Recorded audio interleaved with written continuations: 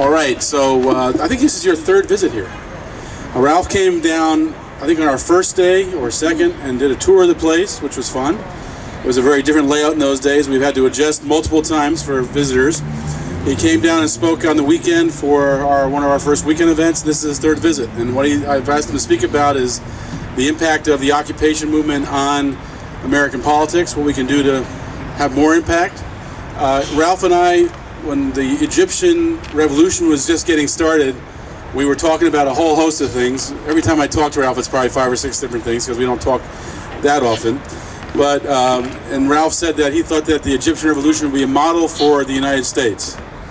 And I think that, and in fact it was, and I think I may have been even working on that model at the time, but we did get a lot of our inspiration from that and from what happened in Spain, what's going on in Greece, what happened in Madison. It seems like this has just been building and building and building, and has become a new movement. And so where this movement goes, I think Ralph has some good perspectives on that. He'll talk for 10 or 15 minutes and then take questions, so please, he can stay for about an hour, so please have your questions ready for him. Ralph Nader.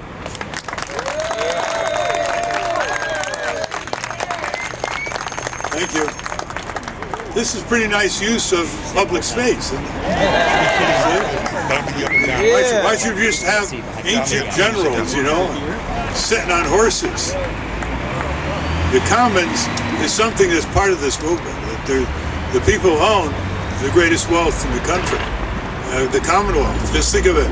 All the public lands, 1/3 of America, the public airwaves, all the trillions of dollars of government research and development that built the internet industry and the aerospace industry and the good deal of the pharmaceutical industry out of NIH and the containerization industry and the biotech industry. You know, they make it like they did it themselves, but without the taxpayers feeding the research and development, you wouldn't even recognize these industries now. So there are a lot of commons, and there's a whole movement actually just devoted to educating young people about the commons and what we own, not what we should own, what we already own as a Commonwealth, which we do not control. So we own all this minerals onshore and offshore on public lands, but we don't control it. Our government, in effect, for bargain basement prices, or in the terms of hard rock minerals, gives it away. See, did you know that a Canadian company discovered $9 billion worth of gold on our land in Nevada, public land, federal land, and got it for $30,000? Because under the 1872 Act, all they got to do is pay $5 an acre. So they got $9 billion with a B, and no royalties back to the government. So when you're here, you're on the commons. Don't let anybody tell you, you know, you're here at the sufferance and all that. This is your territory, and there's plenty of it around the country. Yeah. Imagine if we had a political campaign where one of the issues was controlling what we own, because we don't control the resources on our public lands. We don't control the public airways. Why shouldn't we have our own networks, our own radio and TV station? We're the landlords. The TV and radio stations are the tenants, and they don't pay us any rent. And they decide who says what, who doesn't, 24 hours a day on all these radio and TV stations using our property. So you see, once people get aroused on that, a lot of things happen. So most movements start from a sense of injustice, because if you don't have a sense of injustice, you can't have a sense of justice. Think about that. That's almost axiomatic. But their legs have got to be based in fact. There's got to be a lot of facts. Otherwise, you'll end up in a collision of ideologies with a lot of abstractions: regulation, over-regulation, tax, not tax, you know, defense, offense, military, peace. But when you get grounded in the facts, that's what really gives a movement its motive power, in addition to the principles of right and wrong. And these corporations, these large corporations, are violating almost every standard you can imagine. They violate the laws that they even write.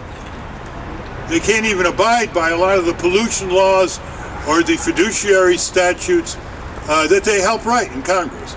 They violate the most basic standards of ethics of any civilization, of fairness, caring, disclosure, notice, honesty.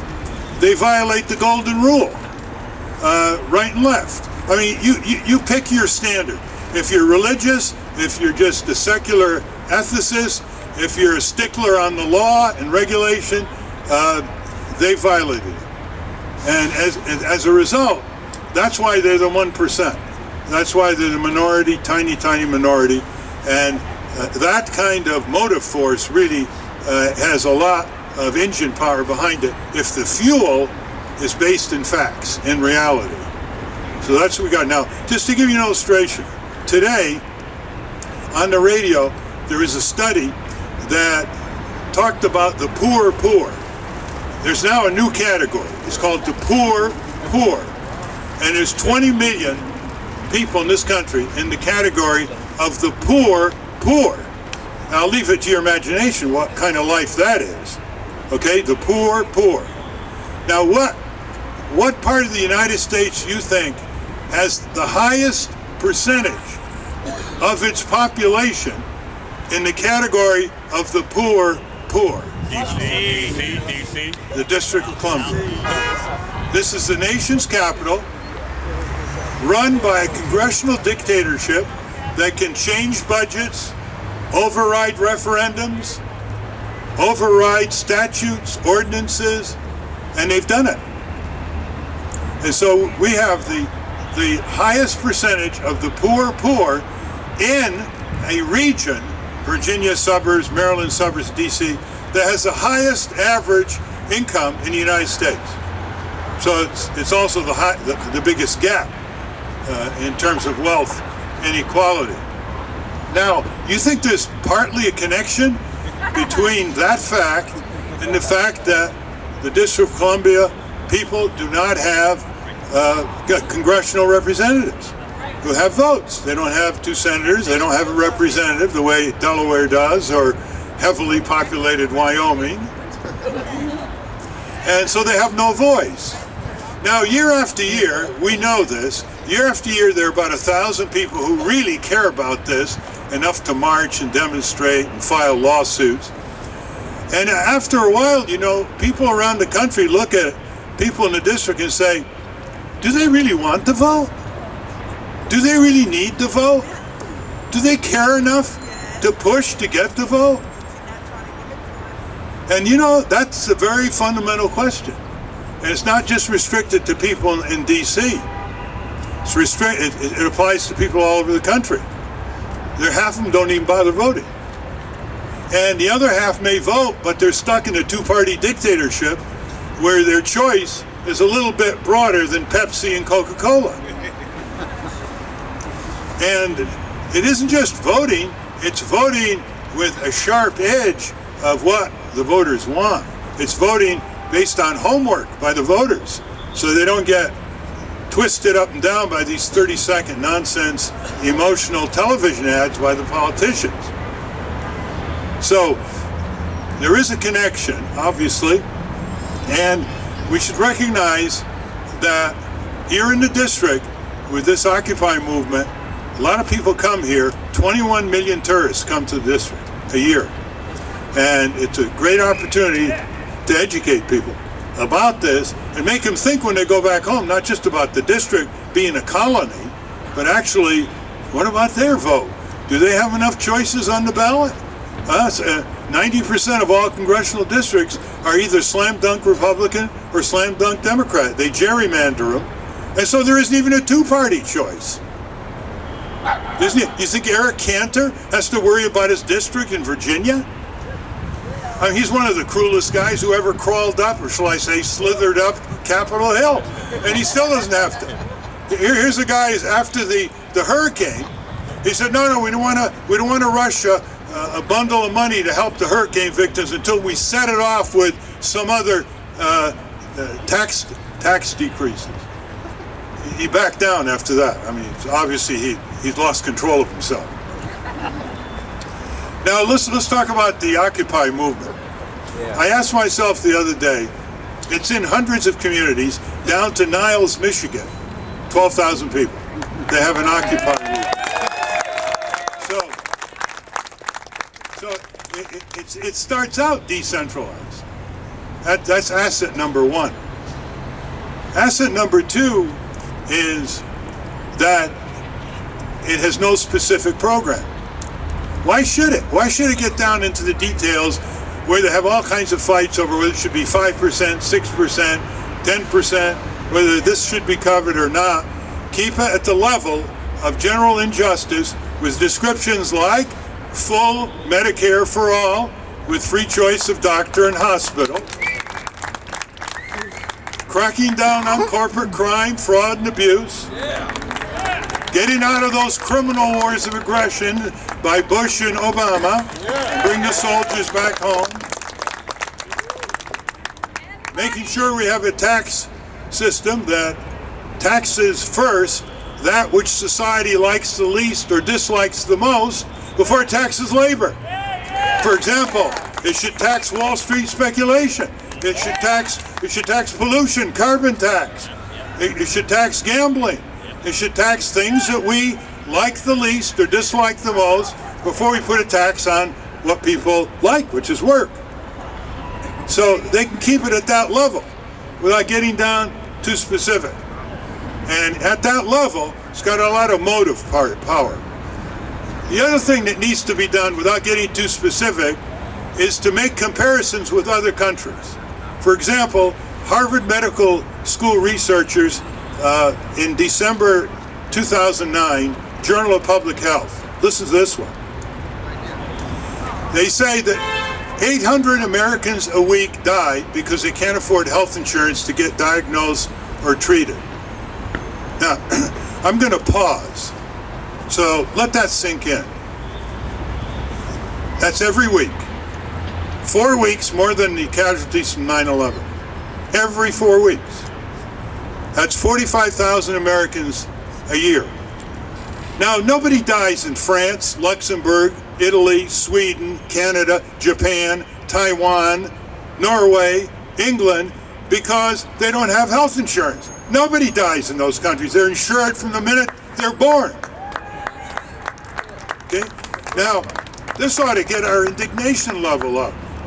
See, there's nothing more powerful than controlled indignation rooted in facts, morality, ethics. Nothing can surpass that kind of combination. When Rosa Parks refused to go to the rear of the bus in 1955, Montgomery, Alabama, a lot of people like Rosa Parks knew that black people had to go to the rear of the bus. What was different about her and her predecessor, a 16-year-old girl who didn't even get any credit? They had fire in their belly. They had what the psychologists now call emotional intelligence, if you'd like a delicate phrase. And the American people know who rules them. They know who runs them. They have to take it every day. They go to Walmart and they get $8 an hour or $9 an hour. They know the boss is making $11,000 an hour every hour. When they can't get health care, they know why. It's Aetna, it's Cigna, it's United Healthcare. When they get their pensions looted and drained, they know why. It's Wall Street, messing around and speculating, gambling with their hard-earned money. What's missing is the sense that they can do something about it. And that sense comes from this phrase, enough is enough, which reflects fire in the belly. That's what it is. Now just think, you're all over the country, you're in hundreds of communities and more every day, and my guess is not more than 200,000 people have participated in this effort. 200,000 people. There are millions of people ready to participate. Millions of people. There are 24 million people in this country who don't have a job or only a part-time job, and they're trying to find work, if you want a pool to draw on. So if only 200,000 people have pulled this off, what does that tell you? It tells you that maybe there's a lot of truth to the phrase 99%, that they're reflecting the public sentiment, to use one of Abraham Lincoln's words, the public sentiment of a vast majority of the people in this country. Now, the other thing we have to get rid of is exaggerating the power of our opponents. These corporations and these government agencies, they are collaborating against the interests of the average person in this country, because we grow up being told we're powerless in 1,000 ways, starting in the first grade. We grow up being told you can't fight City Hall, being up, it doesn't matter, whatever will be, just, sort of get a job, have a few hobbies, raise some kids, shut up and keep shopping. That's the message. And what we've got to do is deconstruct how powerful they really are. Now down here, there's a Congress. It's the most powerful branch of government. Far more powerful under the Constitution than the White House and the courts. It has the taxing power, the spending power, the war declaration power, the investigatory power, and on and on. Now, what is the Congress? Well, you can say it's a puppet of Wall Street. You can say it sold itself to the highest bidders. You can say that it's full of cowards. You can say that it has people who can barely think in popular terms. But you know what it really is? It's 535 men and women who put their shoes on every day like you and I. 1,500 corporations get their way with most of those 535 people. They don't have a single vote.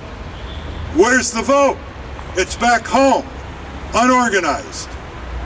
So once you realize that the only thing they really care about is not campaign money is designed to get them votes. All they care about is votes. All they care about is competition by other candidates who might get votes. So imagine if this Occupy movement begins first to have one day where all over the country they encircle the office of each senator and representative back home. Big cordon. This is the way they're going to do in the White House on the gas pipeline. Big cordon, right? All at once. The first thing that happens is that there's a run in Congress on underarm deodorants. Okay? Congress is a bubble now. They haven't felt what the Occupy movement has done. It's not been directed toward them. They haven't even changed anything. They're still talking the same old, same old. They're still got these fundraising parties by these vendors that are buying them and renting them. So now it's time to move to another stage in addition to what's going on, and that is to encircle the offices of the members of Congress back in the districts all over the country. And then you will start seeing a little bit of sweating on Capitol Hill. I understand that there's a nonviolent civil disobedience sit-in today in Senator Mitch McConnell's office.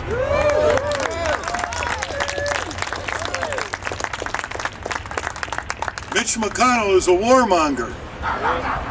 Mitch McConnell, if he searched 365 days a year, wouldn't have any empathy or sensitivity to what a lot of poor and ill and repressed people are going through in this country. He's not even like Ronald Reagan, whom I once described as a cruel man with a smile. Mitch McConnell doesn't even have a smile. And on the other side, there's John Boehner.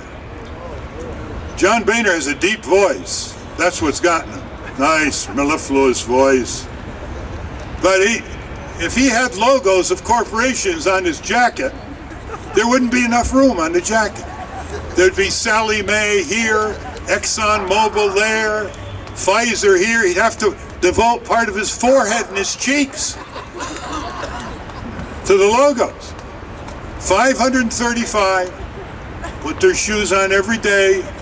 They want something you can withhold or give them. That's your vote. So the more people do their homework the more they demand more choices on the ballot, the more they push to get campaign money out of public elections. Public elections should be funded by public money, period. It can be done. The biggest bargain in history. It'll be the biggest bargain in history. These guys are buying the U.S. government for $5 billion every 4 years. Biggest bargain in history. To show you what $5 billion is, $5 billion is less than what we spend as a nation on dog food, not counting gourmet dog food. So bring it down to scale. Bring it down to scale. Let me just give you just a few quick points on what I think the Occupy movement is, how it's developing. One, they're very smart in expanding their numbers and their locales. They got a big mission. We got a big mission with them, and they better be ready when they go to specifics. They shouldn't get to specifics, as I said. But eventually, they're going to have to do two things. They're going to have to develop community economies, like democratic credit unions, democratic energy production, wind power. They're going to have to develop food, more farmer-to-food markets. They're going to have to develop more community health clinics. Those are the ways to replace Exxon, Bank of America, Aetna, and the agribusiness giants. Now that can be done without any government permission, other than local permits. But a lot of what we want has got to go through government. It's got to go through Congress first, like full Medicare for all.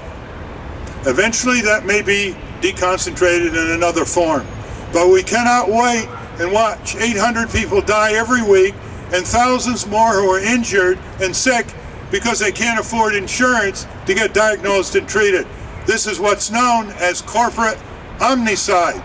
They're the ones who are standing in the way of universal health insurance. It was proposed by Harry Truman back 65 years ago, and we still don't have it.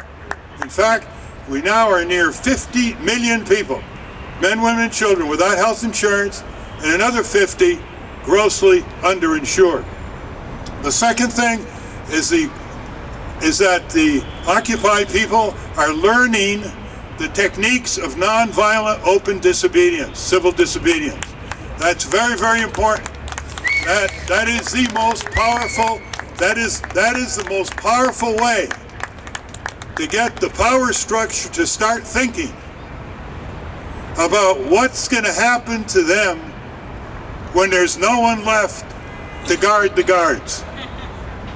No one left to guard the guards. The moral power of open, nonviolent civil disobedience. And that takes some training, just mechanical training, but it also takes a civic personality. The civic personality is what they're forming. They may not know it, but they're becoming different people in these encampments all over the country. They're discovering talents they never thought they had. They're discovering skills they never thought their friends had. They're discovering stamina that they never thought, under pressure like in Oakland and Denver and Atlanta, that they ever thought had. They come back stronger the more they are dispossessed and dismantled. And so they are becoming different people. They are becoming people where they are looking at themselves as having a higher estimate of their own significance in what they're doing in life and what they're passing on to future generations. And I love the idea that there are bookshelves and libraries in these encampments, because part of it is having ever more effective conversations with one another without the interference of text messaging, straight out, eyeball to eyeball. Part of it is teaching one another. Some people may know a lot more about U.S. history, and other people may know a lot about communities and what's going on. And other people may not know about communities, and they may know about American history, but they're fantastic motivators in emergencies. Suddenly they pop up and they're fantastic in emergencies. And you never thought they would be great in emergencies. So that's very important. They're also developing the kind of intergenerational perspective. You can see people from all ages, which is very good, all ages, all backgrounds, and increasingly you'll see people who will be looking out for what is really the great motivator, which is posterity, their descendants, their children, and their grandchildren. And remember, children and grandchildren are going to inherit what our generation does or does not do. They're going to inherit the cost of the Iraq and Afghanistan criminal wars of aggression. They're going to inherit that bill because Congress didn't fund it. It's the first time in our history we didn't fund our wars. We just let the kids pay for it. Let the kids' pay for it. How are they going to look back on us? How are they going to look back? What are they going to think of us when we allow nuclear plants all over the country producing radioactive waste that's deadly for 200,000 years? When we could have the wind and the sun. What do you think the sun would do if it wrote a letter to the earth? Its offspring. It would be embarrassing to read it. Shame on us. We have time to recover the integrity of our generation from its misdeeds.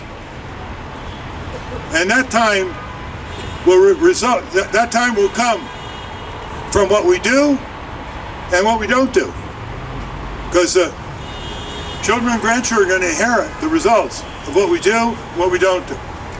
And I found over the years, there are three sources of motivation for civic action. One is looking back at our forebears and look at what they did. Without electricity, without motor vehicles, without telephones, the fight against slavery, the fight for women's right to vote, the fight for the farmer, worker, progressive movements. This is what gave us all these things, the 40-hour week, the right to collective bargaining, freedom from slavery, the right to vote, progressive income tax, the weekend, so to speak. It gave us Social Security, gave us Medicare. When you see the heroics of these people and what they did with nothing but their heart, mind, and feet, they didn't have the communication, transportation that we have. You've got to be motivated by them. You got to say, hey, look what they went through. The second motivation is just looking at the scene today. It's pretty horrible. It's pretty horrible. You turn the TV on, they sugarcoat what's going on in this country with sleazy entertainment and advertisements, and they report the winners. You got 1 out of every 3 workers in this country working for Walmart wages, $8, $9, $10 an hour without deductions, hardly any health insurance. No, you've got 50 million people, as I said, without health insurance. You've got 58,000 Americans who die every year from workplace-related diseases. OSHA figures. That's over 1,000 a week. Who weeps for them? Who reports on them? Who uses the bugle to remember them? They died for their corporations. 400,000 coal miners since 1890 have died for these coal companies. That's more than all the Americans who've died in World War II. 65,000 people die from air pollution. Horrible deaths, asphyxiation. EPA figures. 100,000 people die from malpractice in hospitals, negligence. Another 100,000 die from hospital-induced infections. The first comes from the Harvard School of Public Health. The second figure comes from the Centers for Disease Control. Isn't it amazing that all these forms of preventable violence are not given 1/10 of the attention and 1/100th of the attention to the exaggeration of that criminal gang that struck on 9/11? Because the 9/11 strike produces a lot of business for the military-industrial complex. That massacre produces a lot of business. There's not much business, is there, in preventing 300,000 American lives who die from workplace-related hazards, who die from negligence, who die from product defects, who die from bacteria and virals that are preventable? See how much we have to refocus the attention of people who don't get this kind of information. Now, it just happened, I was working on this little book. It's coming out in about a month.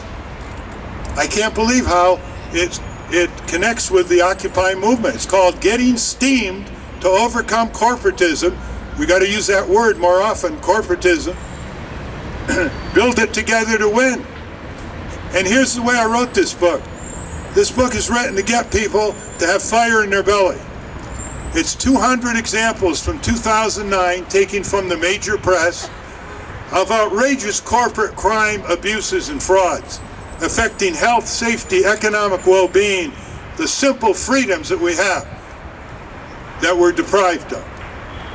And the idea is to go through them and read it, and then see if this experiment gets you to do something different from your daily routine. Gets you to break out of your daily routine civically and politically to start mobilizing with other people. And so this is what I mean by the combination of principles of fairness and fair play with the facts that we have before us. I just want to end on one note here. Albert Einstein is known for the following quote: "Problems cannot be solved at the same level of awareness that created them." What the Occupy movement is doing is raising the nation's awareness to the level of the problems that they have to confront. And remember, it was over 2,000 years ago that Marcus Cicero, the great Roman orator, lawyer, defined freedom better than any definition I've heard since. See if you agree. He said, freedom is participation in power. By that definition, how much freedom do we have? Take it now. Okay? So that's what it really comes down to. So thank you for coming. We'll have a discussion. And remember, this is your comments. Thank you.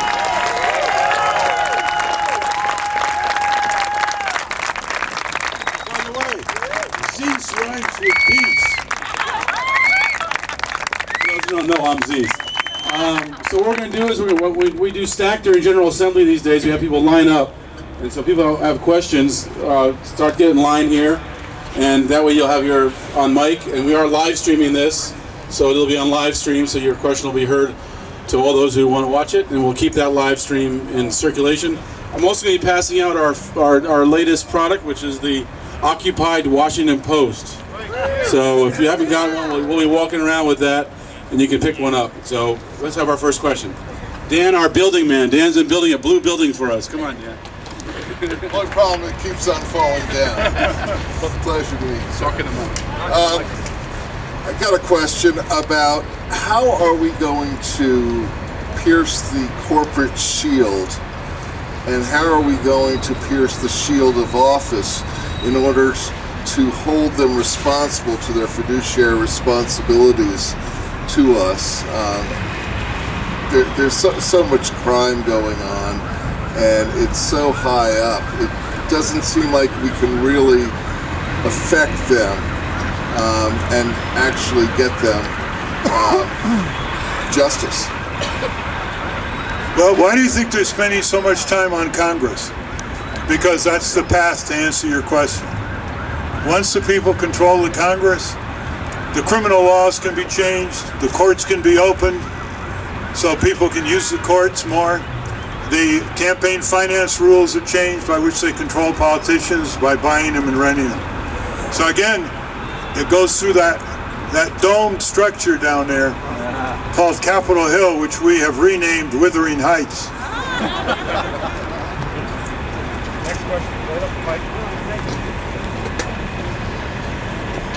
Mr. Nader, first of all, I'm Egyptian American. It's great to meet you. My question is, I am thinking about how would I vote. You talked about voting, and I'm sick and tired of the options I have. I don't know what to do. I'm not going to vote for a Republican. Of course, I'm not going to vote for a Democrat. I just decided I'm not going to do that. So what do you think I should do? And the other thing is, are you running for president?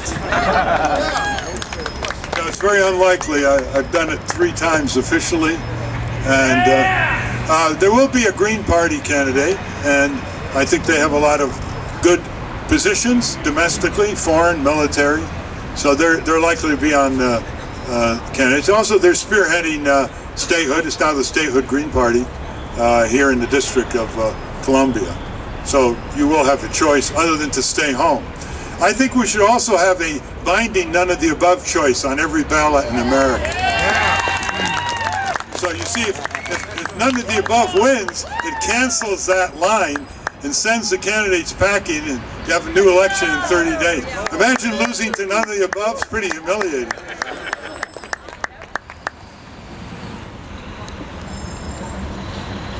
Mr. Nader, a lot of veterans have been following you for decades now, and in Madison, Wisconsin, and especially here in D.C., all across the country, a lot of us are being denied our benefits from things like PTSD all the way to IEDs that Afghanistan soldiers have taken in their backs. And there's a congressional order that's been denied 2 years ago to give veterans the benefit of the doubt as the final arbiter of their disability claims. What's your advice to us? Well, first of all, 40 years ago, we put out a book called Discarded Army on the Vietnam veterans. They got a lot of hoopla when they flew out to Vietnam, but when they came back, they were just shoved aside. That's why we called it Discarded Army. And now we have many complaints like you're talking about. I belong to Veterans for Peace. They have the right policies. They just need more veterans. They need more members, more chapters all over the country, because unlike a lot of other causes, the veterans get organized to go up on Capitol Hill. It's very hard to face them down. It's easy to face them down when they're, scattered around the country, homeless, etc. Not being given adequate veteran administration pattern. I mean, the VA is pretty overwhelmed. They don't have enough facilities, especially for the post-traumatic syndrome, which is affecting over 100,000 Iraq and Afghani veterans itself. That's a haunting trauma year after year after year. It leads to a lot of accidents, a lot of breakup with families, but it's very labor intensive to help veterans with that. Do you know that the Pentagon does not count injuries in Iraq and Afghanistan unless they're in the middle of a battle? So the injury figures you read in the newspapers, like 35,000 GIs injured in Iraq, it's basically over 110,000. That's physical injuries. So the key is to mobilize the lobby. I've noticed on Capitol Hill, when the veterans go up there, it's very hard to face them down. So it's just a matter of more, better, faster, all over the country, focusing on each member.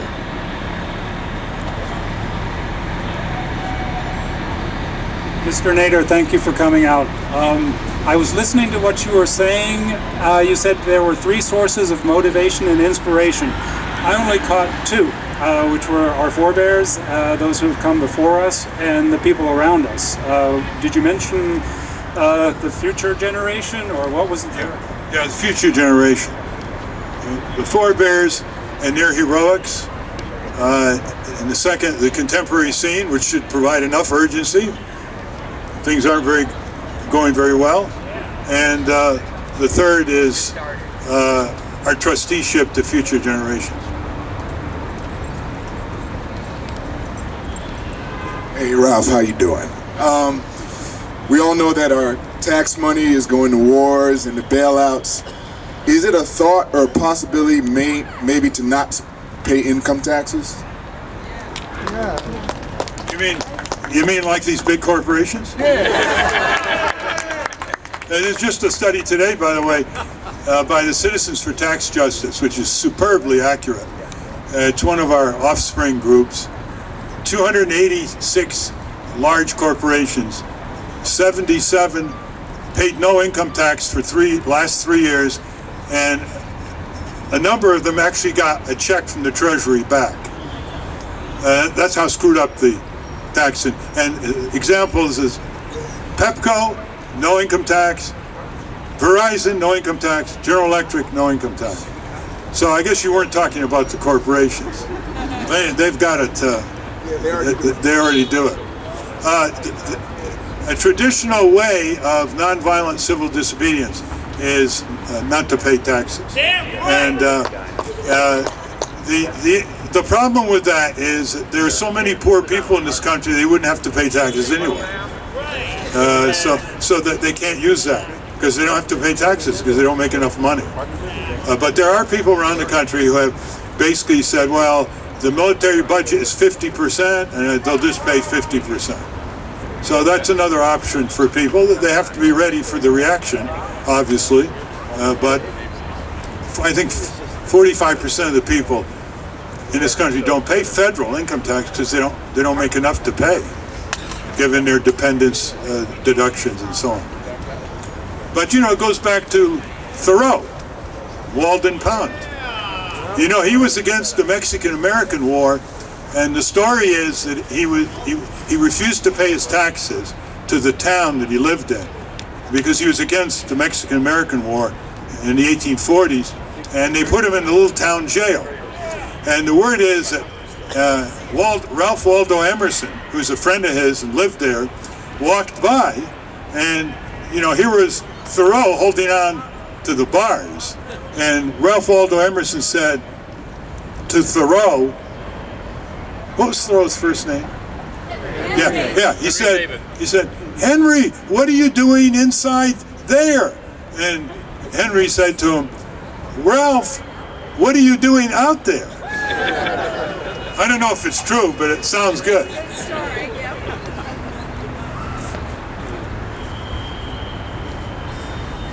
Hi, how are you? Speaking to the mic. This afternoon, a demonstration at Lafayette Park proposed a transaction tax on the sale of stocks and bonds. This issue seems somewhat distant from the more immediate problems of lack of health insurance, many millions of people living in poverty. How would you rank that issue in order of importance, and how can it be made to appear important to the number of people that will be necessary to bring it into law? Thank you. Well, this is a tax on Wall Street trading. It's called the transaction tax, but I call it a tax on speculation. It's a sales tax. And so you all pay 6, 7, 8% sales tax when you go into a store and buy necessities, and someone who buys $100 million worth of Exxon derivatives tomorrow doesn't pay a dime. There's no sales tax. Now, there used to be one in the Civil War. There used to be one in World War I. There was one in the New Deal, and the last one was abolished in the 1960s. So there's a precedent for that. The difference is that the volume of trading now is 1,000 times more than it was 50 years ago. So a small tax, not 6 or 7% like you pay, sales tax, a small tax of 0.5%, could bring in $350 billion, and it comes in every day. It's not April 15th. It comes in every day electronically, and that can help pay for all the things that we desperately need in this country, whether it's repairing public transit and community clinics and schools, etc., or healthcare or whatever. But we've got to stop the tax exemption of Wall Street transactions. And that can be done, again, if we focus on those 535. My guess is you probably have about 120 already on your side out of the 535 on that issue, and that's just beginning. By the way, don't discount. There are some authentic Tea Partiers that agree with you on a lot of things. In fact, they went to Wall Street and they were ready for an argument. They found out they agreed on about 5 things. Getting rid of the wars, the Patriot Act, they agreed on cracking down on corporate crime. They agreed on a lot of things like NAFTA, WTO. They didn't think it was a good idea to ship our industries and jobs to communist and fascist regimes abroad who keep their 80 cents per hour workers in their place. So, and I say that because here's another area they agree. The Tea Party this is before they were hijacked by the corporate Republicans. The Tea Partiers and people like Ron Paul are basically saying, if banks are too big to fail, they are too big to exist and need to be broken up, which is exactly what the Occupy people are pressing for. Because if they're too big to fail, they're too big to exist because we're not going to bail them out. So they'd be broken up.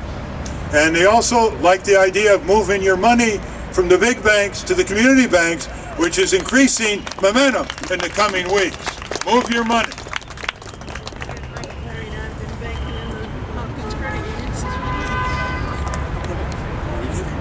Just to piggyback on the initial gentleman's question, for those of us who are unhappy with two major parties, how can we foster and nurture a viable and robust third party? And can that be done, by 2012? And how do we get Americans to accept and embrace, since they're obviously many are dissatisfied, a viable third party? Well, one thing is to unhook us from this addiction to the two-party dictatorship. The polls show that 60% of the people would like a viable third party, but they don't vote for it. Okay? So they want to be with the winner. So they go into the voting booth and they vote for the least of the worst, holding their nose, or they're hereditary voters, because their grandparents were Republican or Democrat. So we got to break this habit. It's almost like a two-party addiction. And one way is just to join a third party of your choice. If you want to join the Libertarian Party, you want to join the Green Party, join the party. They're perfectly willing to give you a membership card here, the State Green Party. They need more people. They want to have statehood. They've got very good policies economically here in the district, as well as around the country. And they have very good foreign and military policy. So the least you can do if you want to drop off from the two-party addiction is to join one of the third parties that is more congenial to your views. So we have about 12 minutes left, so try to keep it was a long line, so keep your questions brief. And Ralph, I hate to say it, but keep your answers short. You know the book, What's Wrong with Kansas? Yeah. Why don't you explain to those who haven't read it the premise of that book? And then let me ask you this. I've seen the polls, and I know there's this superficial support by a lot of people of the Occupy movement. But being realistic, What's Wrong with Kansas tells us they're going to vote Republican. How do we change that? How do you get that energy to them? Well, the book's theme is, why do poor Republican farmers vote for Republicans who go to Washington against their own interests? It wasn't just farmers, but largely Republicans. It was written by Tom Frank. And there are a lot of answers. One is that the economic issues have been off the table. The moment the Democrats allowed the Republicans to take the economic issues off the table, what was left? It's called the moral issues, or what the senator from Oklahoma once listed when he was asked, why does he keep winning, Senator Inhofe? And he said, simple, here's why I keep winning: God, gays, and guns. So once the focus is on these kinds of issues, and the issues of corporate power, the issues of shipping our industries abroad, the issues of inequitable taxation, you get these other issues that take the place. And it's easy for Republicans in Kansas to say, elect me because I share your moral views and your religious views. So that's just a function of people not doing their homework, because if they did any kind of homework, 5-6 hours in the autumn before the election, they would know from the voting records how these members are fooling them, flummoxing them, flattering them, the 3 F's, fooling, flummoxing, flattering them into sending them back to Washington so they can do the bidding of the corporate supremacists against the interests of these people who work so hard back home. Do you shake hands?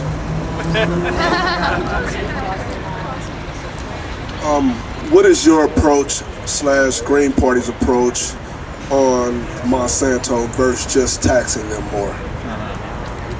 Saying that they own 70% or control 70% of our agriculture. Dealt with one of the most criminal corporations in the world, which is Monsanto. What what they've done to people in places like West Virginia with their plants and their control of seeds all around the world, their Terminator seeds. They're blocking disclosure of GMO foods in supermarkets from being labeled, and just generally their cavalier attitude toward biotechnology's risks and suing farmers who are being cross-pollinated by a nearby farm using the GMO corn and suing them because they say they've taken Monsanto's intellectual property. I mean, it's on and on and on.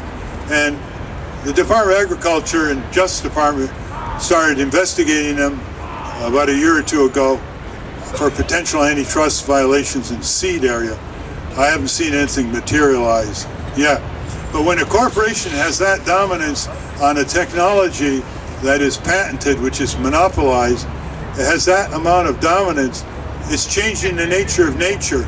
And all it does is tell us, oh, these are the benefits, but it suppresses the risks. That's a very dangerous corporation. That's a corporation that goes into a completely different dimension of peril.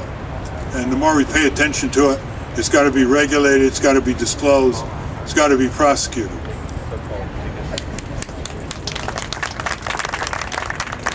Hi. I'm serving a member of the Federal Road and Traffic Safety Hearings in 1966. My father was chief counsel in that subcommittee, other son Paul. So I just wanted to come say hi. Thanks for all you've done and for everything. He's 82, and Manhattan and Ralph were two peas in a pod at one time during the motor vehicle safety hearing. I just wanted to come say hi. And I'll tell you some hi. I love you. And Mom died 2 years ago.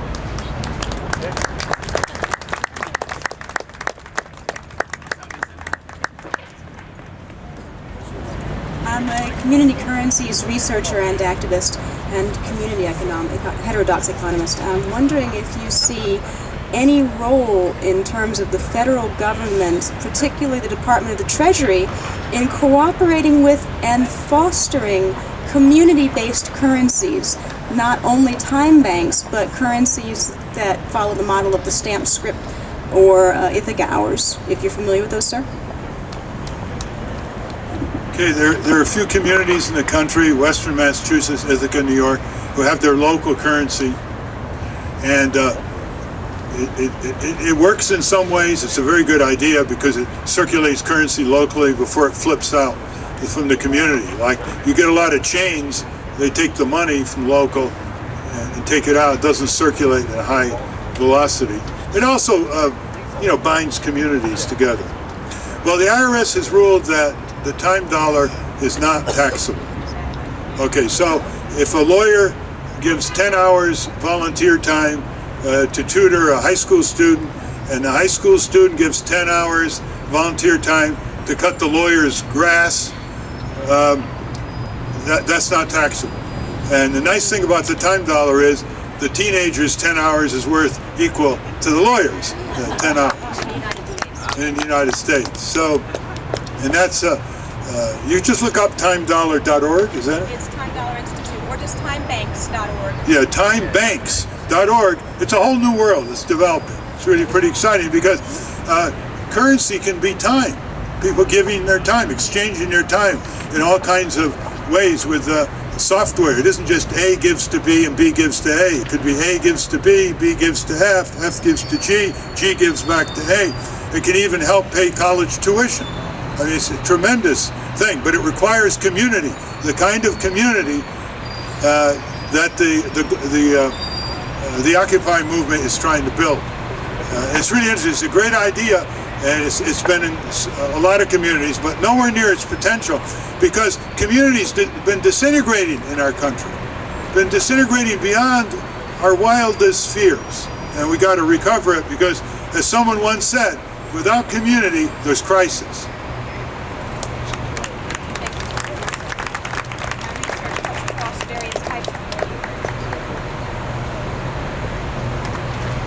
Hi, Mr. Nader. I'm Mike Barzinski, Erie, PA. On behalf of our friends here at Freedom Plaza, I'd like to offer you this piece of ivy. Right. It's a representative of our movement here. You can cut down ivy, but it will grow back. So we're going to be here for a while. So. For our last question, from our Free Hugs girl, who has a great picture in the media tent, by the way. If you haven't seen it, it's worth checking out. Pick this up if you haven't picked up already. That's our Occupied Washington Post. It's over by the information table. Also, you can donate at the table if you can't be here. Help support us. We're coming into winter, and we're looking at winterizing. And you can also go to Amazon and look up Occupy Washington, D.C. You can see a list of things we need, and you can buy them there. So support this effort. Come out and join us, though. It's actually worth coming out and being part of this. We're doing lots of things all the time. In fact, on those Ithaca Dollar type efforts, we'll have speakers on that in the next week or so. We have Baltimore dollars now, by the way. We have Baltimore dollars with Edgar Allan Poe on them and Frederick Douglass. Very cool. And so there's always things going on here. Check our website, occupywashingtondc.org. Get involved. We really need people to do things. I want to tell you something, that what you've seen so far of this Occupy movement are really baby steps.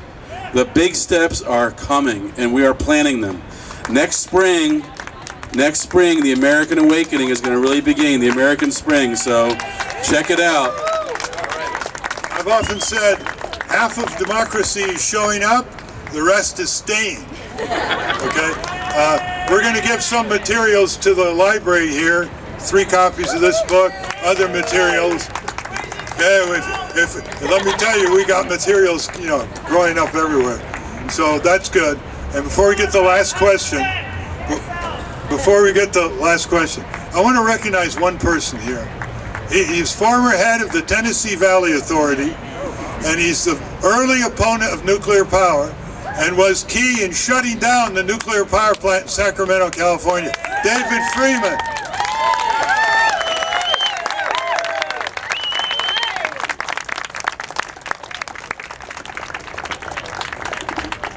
Just so you know about the Ivy, it's people supporting people. It's a conversation starter for like all the Occupy movements in homes and communities where they're not talking about it. So you're showing support by like wearing it. I went to the Ivy League.